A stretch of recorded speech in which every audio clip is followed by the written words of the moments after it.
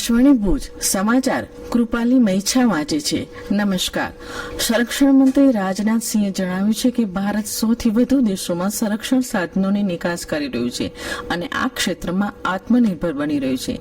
ગઈકાલે નવી દિલ્હીમાં એક કાર્યક્રમમાં બોલતા સંરક્ષણ મંત્રીએ જણાવ્યું હતું કે ઓપરેશન સિંદૂર દરમિયાન દેશની સેનાએ ફક્ત ભારતીય નાગરિકોની હત્યા માટે જવાબદાર લોકોને જ નિશાન બનાવ્યા હતા. તેમણે વધુમાં જણાવ્યું હતું કે સરકાર ક્ષમતા અને સંસ્કૃતિ બંને પર ભાર મૂકીને મજબૂત ભારત બનાવવા માટે પ્રતિબદ્ધ છે. આ પ્રસંગે શ્રી સિંહે ભાર મૂક્યો હતો કે દેશની સંસ્કૃતિએ હજારો વર્ષોથી માનવતાને માર્ગ બતાવ્યો છે.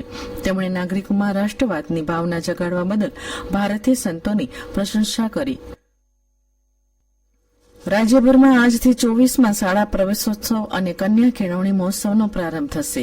મુખ્યમંત્રી ભૂપેન્દ્ર પટેલ મહેસાણા જિલ્લાના વડનગરની બીએન હાઈસ્કૂલ ખાતે આ કાર્યક્રમનો રાજ્યવ્યાપી શુભારંભ કરાવશે. મુખ્યમંત્રી વડનગર ખાતે આંગણવાડીમાં 2 ભૂલકાઓ સહિત બાલવાટિકાથી ધોરણ 11 સુધીના 389 વિદ્યાર્થીઓનો શાળા પ્રવેશ કરાવશે. 3 દિવસીય પ્રવેશ ઉત્સવ દરમિયાન સમગ્ર રાજ્યમાં 38,400 શાળાઓમાં 28,58,000 જેટલા બાળકોને પ્રવેશ અપાશે.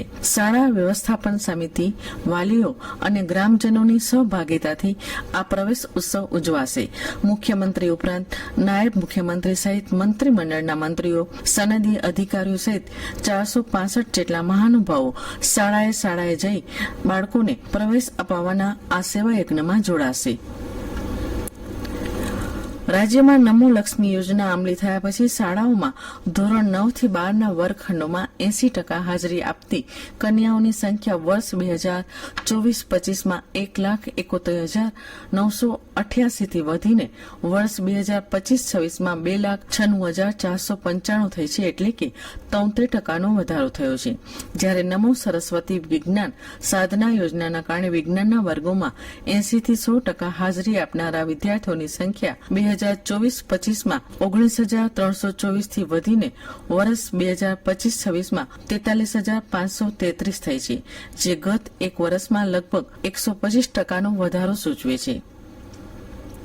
Chief post master general Gujarat postal સર્કલે ભારતના પોસ્ટલ અને ડિજિટલ નેટવર્કના વિસ્તરણમાં એક મહત્વપૂર્ણ પગલાંની જાહેરાત કરી છે. આવતીકાલ 24 જૂન 2026થી રિન્યુએબલ એનર્જી પાર્ક ખાવડા ખાતે નવી પોસ્ટ ઓફિસ સત્તાવાર રીતે કાર્યરત થશે, જેને નવું વિશિષ્ટ પિનકોડ 370-246 ફાળવવામાં આવ્યું છે.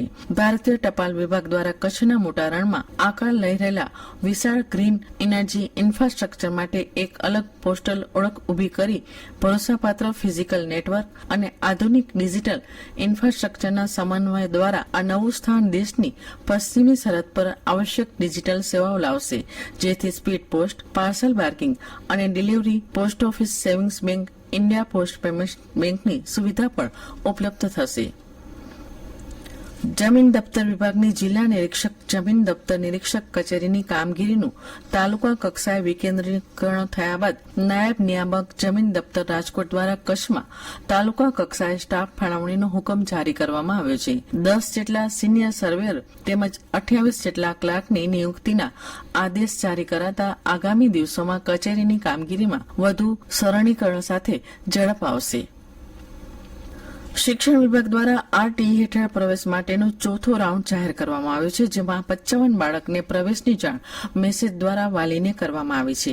જિલ્લા પ્રાથમિક શિક્ષણ અધિકારી સંજય પરમારે આપેલી વિગતો મુજબ આરટીઈ હેઠળ અનુક્રમે પ્રથમ રાઉન્ડમાં 2,268, બીજા રાઉન્ડમાં 189 અને ત્રીજા રાઉન્ડમાં 77ને પ્રવેશ મળ્યો હતો. બાકી ખાલી રહેલી જગ્યા પર 55 વિદ્યાર્થીને પ્રવેશનો ચોથો રાઉન્ડ શિક્ષણ વિભાગ દ્વારા જારી કરવામાં આવ્યો છે. સંબંધિત વાલીઓને આગામી તારીખ 29મી જૂન સુધી શાળાઓમાં પ્રવેશ મેળવી લેવા નોડલ ઓફિસર અને તાલુકા પ્રાથમિક શિક્ષણ અધિકારી ભુજની એક યાદીમાં જણાવાયું છે. અને આ સાથે આ સમાચાર બુલેટિન સમાપ્ત થયું. નમસ્કાર.